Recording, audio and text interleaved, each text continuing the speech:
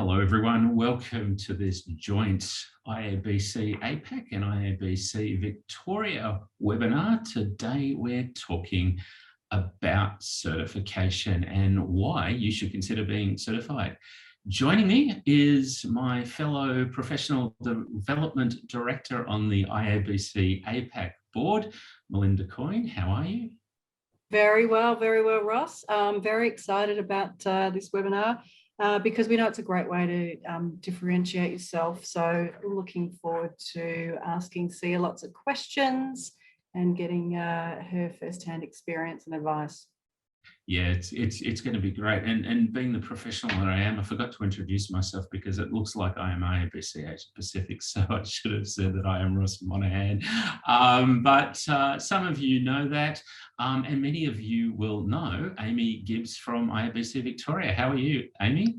I'm very well, thanks, Ross. And yes, you could be the whole of IABC Asia Pac if you wanted to. No, I think I've got enough work in my day job, but I love being a part of IABC. But you know, talking about well-known IABC people, our guest today is Sia Papageorgiou. Where do I start with Sia?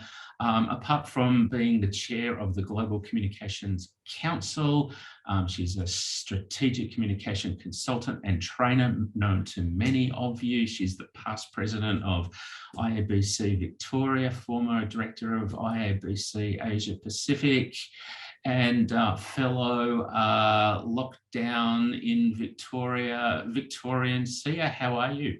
I'm good, thank you, Ross. How are you? Hi, Melinda. Hi, Amy. It's lovely to be here. Well, thanks for joining us, Sia. We've got a couple of interviews that I've conducted in the past couple of days with other members who have been certified, and they've got some really good points to make, and we'll show those shortly. But I think to kick off today's session, which is going to be more a Q&A session, so Amy and Melinda and I will be grilling Sia on certification. We've got the bright lights there in her studio to put her under pressure. But of course, if anyone's got any questions, you can put them in the chat. We're really keen to get all of your questions answered. So first up today, I think, Amy, you've got a question. Yeah, look, I thought I'd start with an easy one, Sia. What exactly is certification? Okay, so I'll just give you a quick overview of the GCCC. So the GCCC is the Global Communications Certification Council, and that is a council that was established by the IABC to administer and govern the two certification programs that we have available to communication professionals all around the world. So there are two certifications available. The first is the Communication Management Professional, or CMP, and that was launched by the Council in 2015. And that certification is for anybody who is established in their career as a communication manager, for example, and looking to demonstrate their skill and experience and competence. To be eligible to sit the CMP certification, you need to demonstrate at least 6 years of communication experience, okay? You also have a couple of other requirements, including if you only have 6 years of experience, then you also need to demonstrate 2 years of education, and your education doesn't actually have to be in communication. But the additional requirement you have to demonstrate is 40 clock hours of training. Now that 40 hours, although it sounds like a lot, it's not, and it is training that you have participated in over the last 2 years. So you have 2 years prior to your application to gather that those clock hours of training. Oh, and there's a bit of information on that slide. So if you don't have formal education, okay, so you've never done an undergraduate or a postgraduate study, then you have to demonstrate at least 8 years of communication experience, okay, plus the 40 clock hours of training. Now, that is the CMP, which is the first level of certification. The second level of certification is the Strategic Communication Management Professional, or SCMP. And that is for more senior communication professionals who are skilled in providing advice to their organisation's senior leadership, have worked in communication for at least 11 years, okay? The training requirements for the SCMP are 20 clock hours, again, amassed in the last two years. And the additional requirement for the SCMP is a letter of recommendation. Now, that letter of recommendation can be from somebody you've mentored. Doesn't include things like direct reports. So it's not about being a manager or a leader in your organization. It's about mentoring other people. So you can provide a letter of recommendation from a mentee. You can provide a letter of recommendation for an organisation for which you've done pro bono communication work. I remember when I sat my SCMP, the letter of recommendation I shared as part of my application was from a charity here in Melbourne who I had done or had helped out with their communication. So, or if you are on an IABC board or committee, then that counts as well. So they're the two different certification programs. The SCMP was launched in 2017 by the Global Communications Certification Council. And I just wanted to make a point there too. The GCCC, as I'll refer to it from now on, because it's Global Communications Certification Council, it's a bit of a mouthful, was established by IABC. So it started as an IABC initiative, okay? The GCCC as a council, however, is an independent governing body. And so we administer and we maintain the certification program independent of IABC. And the thing that sets our certification program apart is the fact that it is open to all communication professionals around the world. You do not have to be an IABC member to participate in certification through the GCCC. So they're the two certifications that are available at the moment. So Sia, may I jump in there? So that's a lot to take on board. Thank you. That covers a lot of ground. I was just wondering if you could take us back and just for those wondering why do most people want to get certified and why should they care, particularly for many of us who have got so much work and we've got so much going on with our day jobs.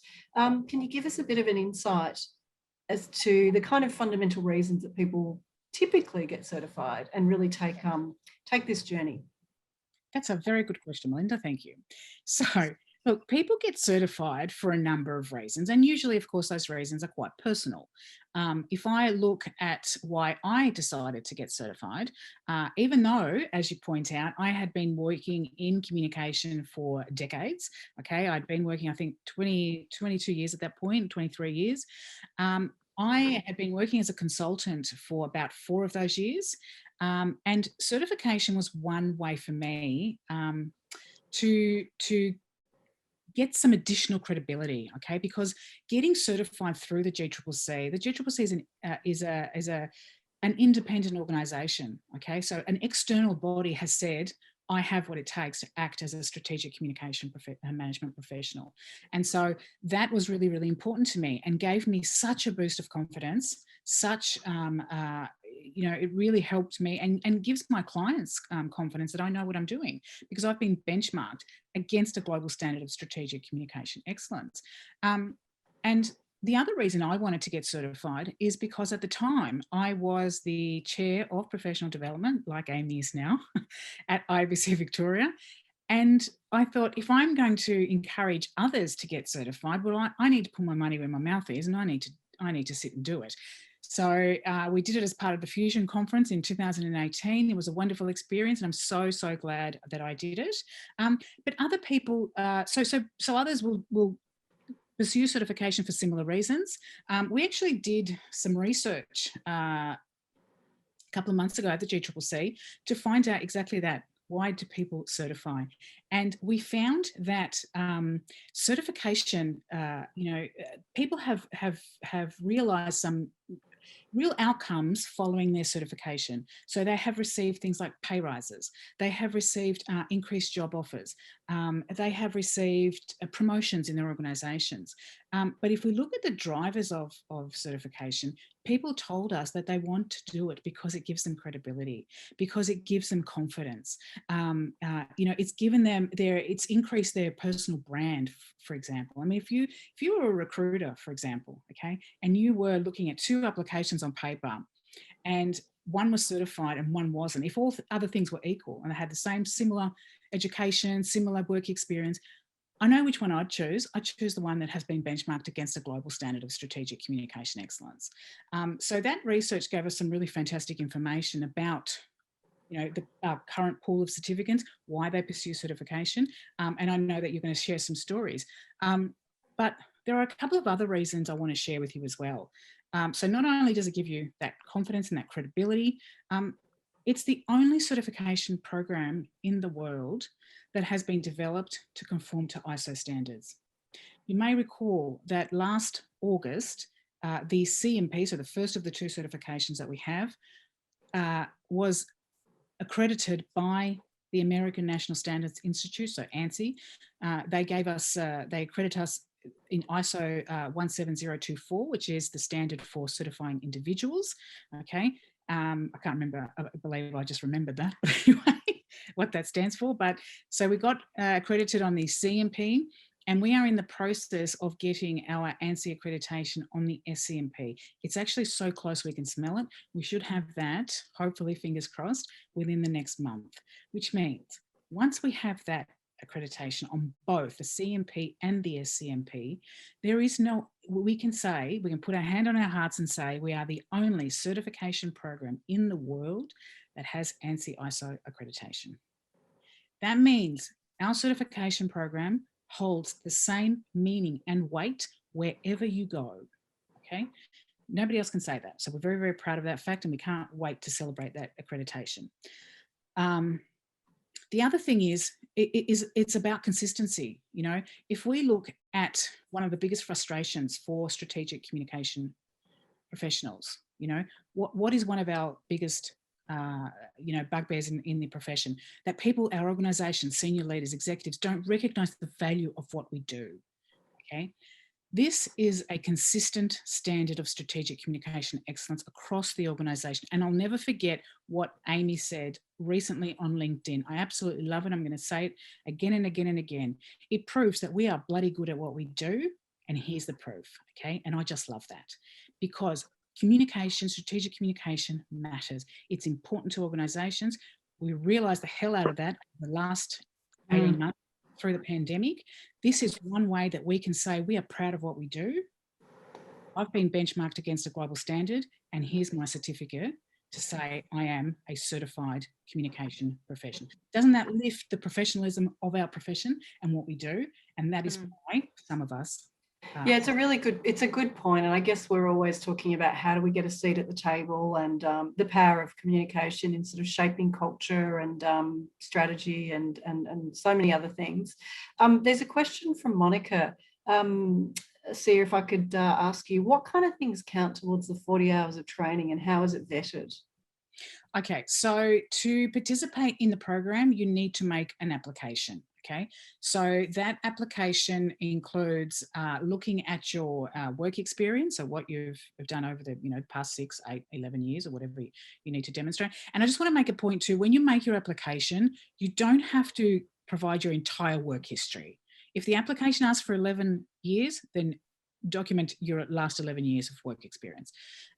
So you'll need to put in your work experience. And in terms of your training, anything that you have done as an IABC member or non-member, so if you've participated in professional development, today's webinar counts towards your training. Okay, so this is 1 clock hour of training. And so depending on which level you're looking at, if you want to pursue the SCMP, you have to document another 19 hours. So 1 down, 19 to go. Anything you've done at work, okay, you may have participated in a leadership program at work. It doesn't necessarily have to be about communication in that way, particularly if you're going for the SCMP. So the SCMP, again, as I said earlier, is for more senior professionals, okay? And so if you've participated in a leadership program as part of in your organization, well, that would count towards your training hours. Anything you've done through with consultants or other educational bodies, if you are going for the CMP and you are currently studying, say, for example, you're studying a Bachelor of Communication and PR, okay, and you have been or a master's in comms, for example, and you've been working in the profession for a number of years, say 6, okay, your education and training can be rolled up in one, okay, so you don't have to add additional training. In terms of how it's vetted through your application. Okay, so part of what you will be asked to do is make that application, document your work history, document your training experience, document your education experience if you are applying for the CMP and you only have 6 years of experience. If you are going for the SCMP, you need to include your letter of recommendation. And then what you do is you submit that application to the GCCC. The GCCC has a certification manager who administers the program and manages the applications.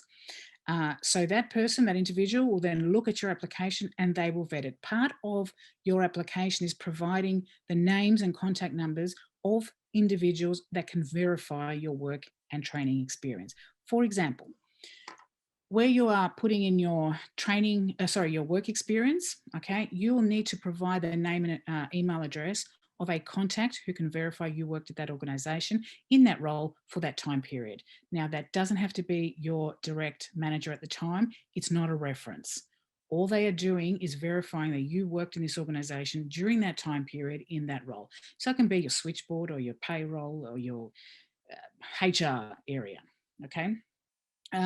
In terms of training, same thing applies. If you attended a conference, for example, you would have a receipt that you attended that conference, okay, or when you paid for it. Or at today's webinar, you would have received confirmation that you registered. So they're the sorts of things that you can put on your application to verify that you attended. If we're looking at IABC events, for example, I encouraged, say, in the last couple of rounds through IABC Victoria, for people to put the president's name and contact details on there, because we can go back and check, did that person register for that event and did they attend that event? Okay, so we can verify it that way. So that's how it's vetted. I hope that answered your question, Monica. And thanks for dobbing me in there, Sia. Clearly I need to do the exam straight away. I guess that all sounds really straightforward, but I guess if I'm about to take the exam, my question is, how hard is it? Well, how hard is it? So let me tell you about what is on the exam first, and then you can determine how hard you think it is. So look, the one thing I do want to say up front is if you've looked at the two programs and you think that you have the skills and experience and the work history to be able to sit the exam, well then, how hard is it? You've already done the work. You've already worked in commerce for 6 years or 8 years or 11 years, okay? That's what you're going to be tested on, the sort of stuff that you do every single day, okay? So in terms of the exam experience, each of the exams is 3 hours long. Now, 3 hours is a long time. Now, some people do take the entire 3 hours to complete the exam. When I did it, for example, I did it in 2 hours, not because I rushed, but for me, 2 hours was enough time. Other colleagues stayed for the entire 3 hours because they wanted to go over their exam answers. I hadn't done an exam since the 90s. I just wanted to get out of there. I did it and I left. But others want to do the whole 3 hours. Our research indicated that the average time is 2 hours. Okay, so you have the entire 3 hours. There are 100 multiple choice questions on the exam. Okay, so there are 4 answers and you must choose one. So there's only one right answer for each question. In terms of what you are measured against, obviously for the CMP, you're measured against different things, and for the SCMP, you are measured against different things. So if we look at the global standard of strategic communication excellence, and we look at what makes up the global standard, say, for example, in the CMP, there are 5 domains that you'll be measured against. One is measurement. Okay, so all of these are around what is a strategic communication professional? What are the competencies that a strategic communication professional should possess? Now, as part of either of these certifications, there is what we call a job task analysis, and that is available on the GCCC's website. And that is a document for both of the, so there's one job task analysis for the CMP and there's another job task analysis for the SCMP. And in that job task analysis, it breaks down each of the 5 and 6 domains for each certification program and tells you what tasks, what skills, and what activities a communication professional should possess if they are competent in each of those domains. So the CMP will measure you against things like measurement, okay, ethics, research and analysis, strategy and engagement, and consistency and strategic implementation, okay? That's for the CMP. For the SCMP, because it is a more senior certification, you are measured against things like reputation management, advising and leading, because that's part of our role as senior communicators, communication professionals, ethics, innovation, management and strategy development. Okay, so they're the 6 domains for the SCMP. Again, a breakdown of what's included in each of those domains is available in a job task analysis. So that's what you're measured against. And as you can see on the slide there that Ross is showing, right now there are 146 CMPs around the world and 142 SCMPs around the world. And that number is growing day by day. Obviously, COVID put a massive dent in our ability to hold face-to-face certification exams. But hopefully as we begin to open up and once we receive the ANSI accreditation on the SCMP, we can pursue global online proctoring, which is next cab off the rank. So I hope that answers your question. Thank you. Yes, there for it that. does. And thanks for that nice segue, Sia. I was trying to put up another slide, but you know, I'm just being a really smooth operator and we've missed this. But this might probably a good point to jump to a conversation with one of our IABC Canberra members who has gone through the certification, Sarah Tualdo. I spoke to her a couple of days ago, so let's have a look at that video. So joining me now is Sia Tualdo from IABC Canberra. How are you, Sarah? I'm good, thanks, Ross. How are you? Not bad. So can you tell me a little bit about why you chose to become certified? Look, I really was looking at validating my communication skills. I've had probably not the typical communication career. And so when IABC Canberra did their first certification exam last year, Alison Sempe, who was the chair at the time, encouraged me to do it and step up. And I'm really pleased that I sat the CMP and it really validated that, yes, I knew everything that I thought I knew. That external validation it's been really good. And can you perhaps tell me a little bit about the certification journey? Was it easy? Was it confusing? How did that go? The actual application is really easy. The form is fairly similar, easy to fill out. You have to put some referees of people you work with. So it's really validating who you are. You can't just put down anyone. They go and check your referees, which is great. And it makes you look back on your career and what you've done and your achievements, which is really helpful too. So the actual application process was great. And then the study process, I picked up the IABC handbook. I got it online. It's not cheap, but it is absolutely awesome. And if anyone's studying further comms, the IABC handbook has got all the greats in there, the Groonings and Coombs and everyone in there. And it's a great resource.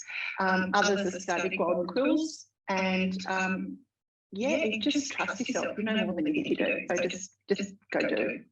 Yeah. And did you get a lot out of that journey to becoming certified? Yeah, it was, the learning was good, realising the scope that we cover. And the best thing I got about certification is, to be honest, meeting people like you, Ross, and Zora and Sia. There's a whole community out there waiting of peers with their SCMP and CMP qualifications. Christy in Malaysia. It's just awesome to be connected to the wider comms community once you've got the certification, and it's recognised worldwide, and it's highly valued in the US and Europe. So once we can start travelling again, it's really useful from that viewpoint. So for members watching, what would be your pitch for them if they're thinking about certification? Why should they do it? Oh, why should they do it? You know what? We talk about how comms is a profession. let's really step up to the plate and show that we are a profession. You've got accountants that are certified, you've got engineers that are certified. Lots of professions take themselves seriously. We want that seat at the table. We want the strategic comms. We want to be listened to. This is a step of that journey. And the CMP now is ISO 9001 certified, and they're doing that same with the SCMP. So I think that's critical for us as a career to take it. We've always taken it seriously, but that validation I think is critical to have that seat at the table. Yeah, that's a compelling reason. So Sarah, thanks for your time today. My pleasure. You're welcome. Ross, that was great to kind of get an account from from someone who's been certified. I just wanted to throw to a couple of questions that we've got from some people on the line. So there's a question from Belinda. She'd be interested in recommended postgrad courses to bridge the gap with practical subjects and learning.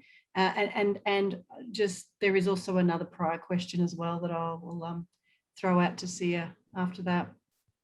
Okay, so you want to know in terms of what professional development exists that you could participate in to prepare for the exam?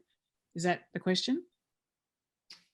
I'm waiting for Belinda to respond, but her question was, would be interested in recommended postgrad courses to bridge the gap with practical subjects or learning. Okay, so my recommendation would be to start with the IABC Academy. Now, the IABC Academy has 2 refreshers, one for the CMP and one for the SCMP. So they are designed to prepare you for the exam. So that to me is a bit of a no-brainer. So there those 2 courses. But getting back to my point earlier about, or Amy's question about how hard is the exam, people who pursue certification and who have gained their certification, and there's almost 300 of us around the world, and you can go and there's a register of them on the GCCC's website. You can go and contact them and ask them for their own their personal experiences.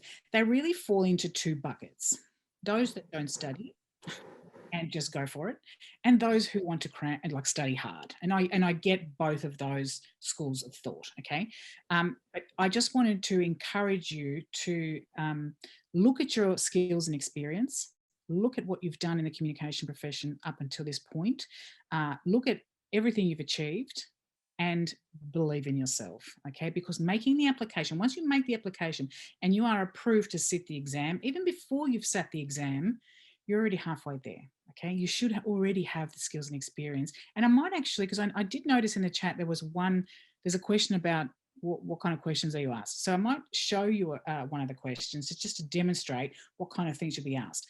But getting back to... Sorry, Sia, to interrupt you. Just before you do, just for context for those who might not be part of the IABC who've dialed in, could you just possibly explain the Academy just for context? Absolutely, I do apologise. I should not assume that everybody on this webinar is from IABC. My apologies. So the IABC Academy is really our online repository of all the training that we have that you can access for a fee, most of it, but it is professional development, on-demand professional development, okay? But there are also, so there are a number of courses in the Academy. You can buy per course, you can buy an all-access pass, which gives you access to all, I think there's something like almost 50 courses in there that you can participate in. So the IABC Academy is number 1 really in terms of professional development. There are obviously a lot of vendors and suppliers who do communication management, professional development, but IABC would be your first point of call. In addition to that, there are resources like the IABC Handbook of Organisational Communication. That is a book, it's about this thick, and it is available as an ebook and as a hard copy. It is currently being updated, however. The last publication was printed in 2011, so the current version is being updated, and it should be out, it was supposed to be out in 2020, so I'm not too sure where it is, but I think COVID had something to do with that. But in that is really the A to Z of strategic communication management. So that has been experts all around the world have contributed to the development of that resource. There are also a number of other resources, and we have a page on the GCCC's website that has suggested study resources. One thing my colleagues and I did last year at the GCCC was create a set of resources for IABC chapters and leaders to share with members and non-members alike in their localities that will help them prepare for the exam. So one thing we did is we've taken, and the candidate handbook, I think Sarah mentioned the candidate handbook in her video. The candidate handbook, and we've also done this as well, has practice exam questions in it. So you can have a look at, what are the kinds of questions that you will be asked. Another thing I would tell you in terms of resources is look at your area of expertise and your skills and experience. When I sat the SCMP, I looked at the domains and I said to myself, okay, out of all these domains, which one am I, would I potentially be the weakest in? And that for me was reputation management, because my focus is internal comms. Okay, majority of my career has been spent in internal communication. And so I went and read, participated in webinars and read some extra material on reputation management. I really didn't do a lot, but you can go and read white papers, participate in other free learning events. It doesn't have to be a paid thing. You don't have to go then and re-educate yourself. Again, thinking about your experience, you've already spent 6, 8, 11 years working in strategic communication. You should already have the skills and experience needed to pass the exam. I hope that helps. Thanks, Sia. I know there's lots of other questions in the chat. I'm not sure whether any of my colleagues here want to ask any more of them. Perhaps I can ask another one, and feel free, anyone here on this webinar, please jump in. So, number of questions. I'm in the interim phase of starting my own brand consultancy firm, recently wrapped up my corporate stint after 20 years of experience in brand comms. Is the process of application from SCMP any different in this case? I'm sorry, I don't know if I understand the question. Yes, that's the question as it's put in the chat. I would not think it was. I would have thought that the application process was exactly the same. The application process is exactly the same regardless of where you work, whether you're a consultant or you work in-house. And I think I mentioned earlier, when I sat my SCMP, I was a consultant, but I had decades in corporate. So it doesn't matter where you work, it's based on your prior experience. Is that what the question, does that answer the question? I think it does. We don't have any further clarifications here, but I think that does to my mind. Excellent. I'll just jump in. So another question in the chat. What if you have had the last year, amazingly, a bit of a different year? It could have been you were on mat leave, it could have been you were in COVID like the rest of us. How does that impact being able to show that you've got your 40 hours of PD or the training or applying to be certified? Okay, so in terms of your experience, okay, so that doesn't obviously change. It just be the clock hours you are required to show. So you would need to, demonstrate that you have participated in some sort of online learning if you were stuck at home. Most of us did some of that. And I know that last year put a massive dent in everybody's learning experience. But part of what counts as training, and I will share these slides with Ross and Melinda and Amy to share with the whoever registered for this webinar. But I think I mentioned earlier, any type of skills-based course or webinar or online seminar, and it can be entirely virtual. If you did 20 hours of virtual learning, then that's 20 hours of virtual learning that you can include.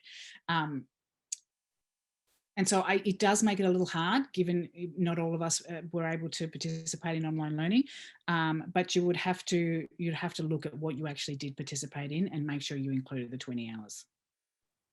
So is there any caveat if you were, for instance, on mat leave? Do they take that into consideration, or is it really the same thing?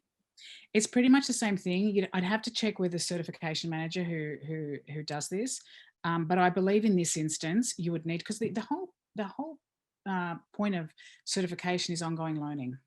And it's not a tick and flick exercise. It is a process. But I totally take the point. I mean, some of us were on maternity leave, put our careers down for a little while to deal with what was happening in front of us during COVID. Totally get that. But you will need to demonstrate that 20 hours at least if you're going for the SCMP and 40 hours for the CMP. So that is probably where some people who are looking to pursue certification could look at their work history, skills and experience and say, I've got everything else. I just need to do a bit more learning right now.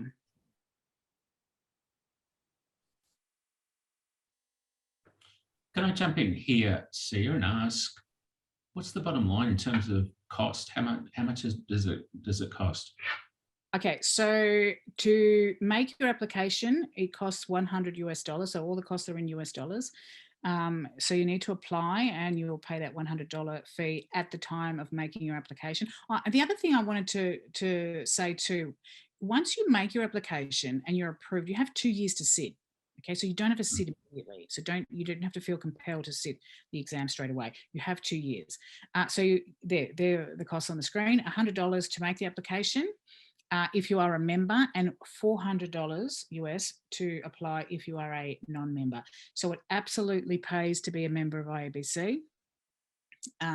The exam fee, regardless of membership status, is $400. So if you're a member, you'll pay a total of $500 US, and non-members will pay a total of $800 US.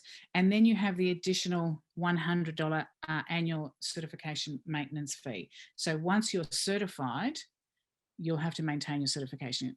Going back to my point earlier, certification is all about ongoing learning. So, and if you apply to or register or make that application as a CMP, and then you think, well, actually, I think I know more, I want to be an SCMP, can you change the type of exam you're sitting? After you've made your application, you mean? Yes.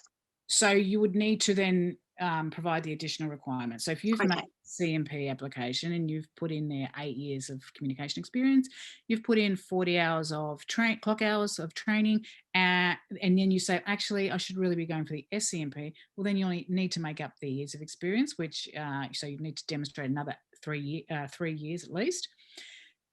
You've covered your training, so you've done more than enough training for the SCMP, and then you'd need to provide that additional letter of recommendation. Now, going back to the resources I mentioned earlier that my colleagues and I had put together for chapter leaders, one of those resources has been,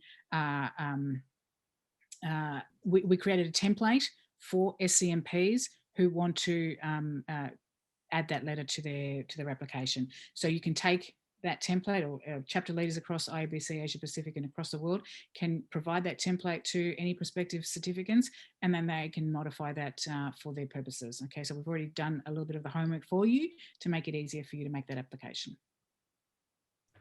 And we've got a question from James asking, what is the ongoing requirements to maintain certification? Yep, very good question, James. Thank you. So you have to, as I said, maintain your certification. If you allow your certification to lapse, you will lose it. So you need to maintain your certification. Now, every year prior to your anniversary, the GCCC will write to you and say, hey, your anniversary is coming up. You need to renew your certification. Part of that requirement is to earn 40 professional development points per year to maintain your certification. Now, let me tell you how you can earn points. Now, so to apply, you need clock hours of training, okay, in your application, but to maintain your certification, you need professional development points. I'm speaking at this webinar today. As a presenter, I just earned myself 10 points. Okay, so that's a quarter of my annual certification points just by making this presentation. Glad we could help, Sia. Thanks. If you attend a conference or a webinar or something, that will give you points as well. The Canada Handbook that I mentioned earlier includes a table that covers everything that's included into, how you can earn points. If you, I know a lot of the people on this call are quite senior professionals who already would participate in learning events like conferences, who chair meetings. If you are a chapter leader, that's 10 points as well. If you are involved in a mentor program, there's another 10 points. If you read a communication management article online, there's 1 point, okay? No category, though, can amount for more than 24 points, okay? So theoretically, you could read 24 articles over the entire year, okay? You read a book, that's 5 points. You read an article, 1 point. You could read 24 articles over the course of that year, and there is more than half of the points you need to collect to renew your certification. And renewing certification is all done online. So you'll get a link, go in there, put in your details, put in your points, and then the GCCC will verify that and update you and provide you with a brand new certificate that says, well done on your renewal. Sia, can I just ask, a lot of organisations are pointing their staff to LinkedIn Learning as part of their fee. They've got something like, 16,000 courses and things being updated regularly. Would that contribute to it? Absolutely. Okay, great. So it's very broad. Yeah, any type of learning that is run by a body, a learning organisation, and LinkedIn Learning would be one of those. Counts. Can I just ask you, it's just another question from people listening in. What support do you offer sort of independents or sort of members who aren't part of chapters who want to do it? So in terms of what the GCCC does, so we have a lot of information available on the website. As the GCCC, however, we are not allowed to prepare people for the exam, so we can't provide educational material. We can provide guidance on the sorts of resources that members and non-members have said is useful, but we can't participate in those educational requirements. To date, most of the support has been done through chapters, and I'll use my home chapter, my beloved IABC Victoria, as an example. Since the very first exam, we've always run an information session every year, and we invite non-members. Okay, so you don't have to be a member to participate in these in this information session. On a personal note, I will help and I will support anybody who wants to participate in the exam. Again, I'm not going to give you educational material, but I can, share my experiences and help you in that way. There are a number of us. One of the things we love about IABC is, and Ross, we've talked about this before, it's like being part of a, we have this secret handshake. We just say, I'm from IABC too, and doors just open for you. And so there are people everywhere that are willing to help you. Okay, as I said earlier, there are almost 300 of us that are certified around the world. Somebody's going to help you. And no, Monica, it is not a cult. Is that what Monica put in the chat? But I know she said that very much tongue in cheek. We've got another question from Vishal, who is having trouble deciding should he go for CMP or SCMP. How do you make that decision? Okay, so that is really up to you. And what I would encourage you to do is have a look, just take a look at your skills and experience, take a look at the type of work you've done. And the first point of call would be to look at the job task analysis, okay? Because the job task analysis and those domains that I mentioned earlier is what you're going to be measured against.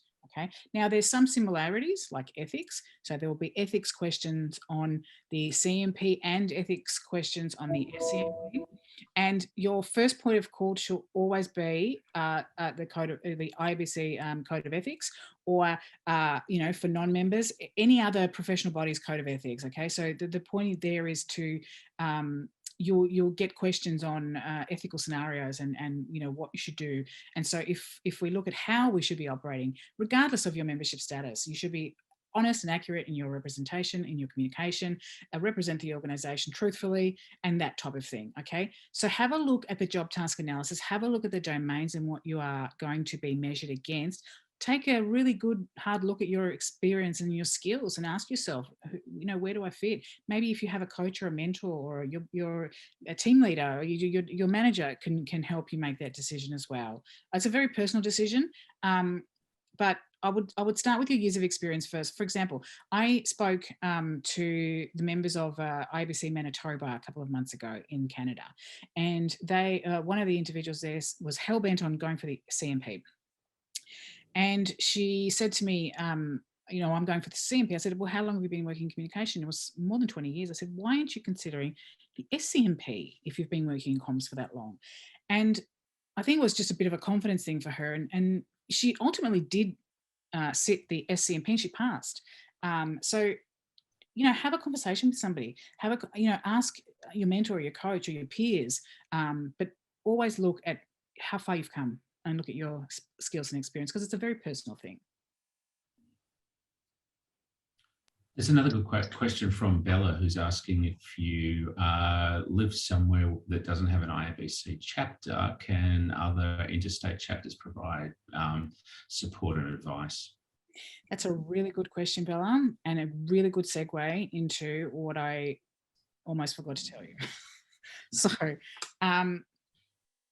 again, you don't have to be an IABC member to participate in the certification exam. And the thing is, because it started as an IABC initiative, the majority of exams have been run through IABC chapters. But having said that, they don't have to be. You can run, I've run an exam in somebody's home.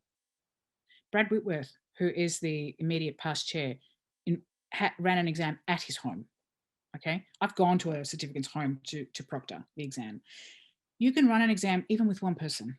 Okay, as long as you can find somebody to supervise you, then you can participate in the exam anywhere you want, okay? Having said that, however, the time for global online proctoring is almost here. Now, we had to pursue ANSI accreditation before we could pursue global online proctoring. So once we are successful in obtaining that ANSI accreditation on the SCMP certification, the ISO accreditation, the next thing we're going to do is implement live global online proctoring, which means you can sit the exam anywhere, anytime, 24/7, in the comfort of your own home with a remote proctor, okay? So that will take care of, do I have to go physically and sit it somewhere? Having said that, you will still be able, chapters will still be able to run face-to-face exams whenever they feel like it, but that online option will also be there. So Sia, and I'm just going to, people are asking for example questions. I'm just going to link them through to the practice test on the GCCC website. But while I do that, for people who do want to get started, what's the first step? How do they apply? Where do they go? Who do they talk to? Yep. So the first step is to, and I've got some questions on the slides that Ross has, if you don't want to go to the website, Amy, so we can just do that. First step is obviously decide which certification you want to pursue. Jump onto the GCCC's website and apply, make your application. So you'll download, so the form is, you download the form, you can edit straight into the form, then you will upload online through the same website, pay your application fee, and that form goes straight to the GCCC's certification manager. They will assess your application, verify the details you include in your application, come back to you. Usually that's done in around 2 weeks. Now, it would also depend on how quickly they can verify your details. So one thing I did when I made my application is that I wrote to all the people that I included in my application and said, hey, just a heads up, I'm going to sit a certification exam for communication.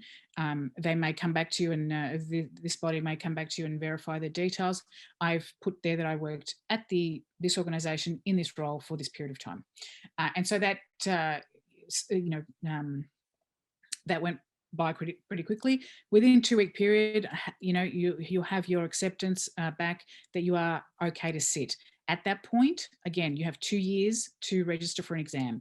If there is an exam in your vicinity, obviously you can participate in that, and a list of current exams are available on the GCCC's website. If you don't see an exam there, then create your own. Find somebody who can proctor, and we can absolutely make that happen. And so then you'll need to register for the particular exam that you want to participate in, pay your additional $400, and then you're good to go. And then you've got to prepare yourself mentally. And Yeah. And I know that this will not apply to anyone on this call, but what if you don't pass the exam? So, and that happens. If you don't pass, so let me just tell you what happens if you do pass. So if you pass, you will receive a certificate that says you are globally certified, and you will be published on the website, on the register, on LinkedIn and things like that. You won't receive a score, and you will never be told how you did out of 100, but you will be, so you'll just get a pass. If, however, you don't pass, again, you won't be told your exact score, but what you will receive is a breakdown per domain, okay? So you can see, actually then you will get a score if you don't pass. So you can do the maths and tally up the domains, but you'll be told which domains, out of the 5 or 6 domains, and how well you did in each of them. You can take the exam immediately after if you feel like it. And I've been in situations where people that I've been connected to have confided in me and said, like, I didn't pass the exam, I'm really disappointed. My advice is always, if you can afford it, of course, and you have the budget for it, absolutely do it again, unless there is a huge gap. I mean, if you got 40 out of 100, then I would say you have a bit of learning to do, okay? And then you need to upskill. But some people have said to me, oh, I failed by 1 point, or I was really, really close. Then my advice to them is always, if you can afford to do it again. And each and everyone who has taken my advice and done that again has passed. Okay, it's fresh in your mind. You've just gone through that experience. You know what to expect. Part of that could be also nerves. I mean, who loves exams? I've never met anybody who loves to sit an exam. And so part of that could also be you're just nervous and you haven't sat an exam for years and years and years, and you know, you had a bad day. So if you can, I would do it straight away. But you have, you can do it again whenever you feel like it. If you were to fail a second time, and that has happened on occasion, then you need to wait, I think it's 6 months, at least 6 months before you, I could be wrong, could be a year, but at least 6 months. So a couple of people have asked about the questions, and I noticed that you do have some slides about some of the sample questions which people might be interested in. So I'll put those up now. Maybe you want to talk to the questions. So this is an example of our CMP question. And again, this is available in the Canada Handbook.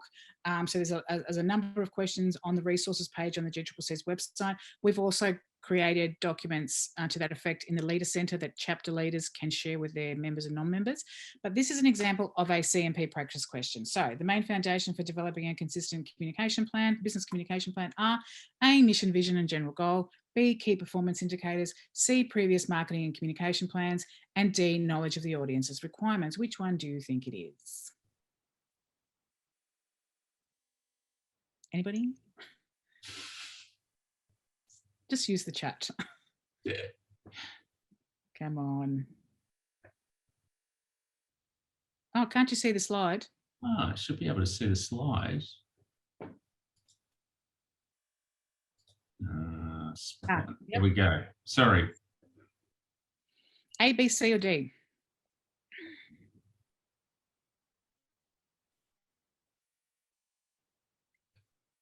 Nobody? Thank you, Natalie. A. Yes. Thank you, Marty. A. It is A, because if we, as strategic communication professionals, everything we do in the communication space has to be aligned to the mission, the vision, and the objectives of the organisation, okay? AKA purposeful communication. So that's an example of a CMP practice question. Let's have a look at the next slide.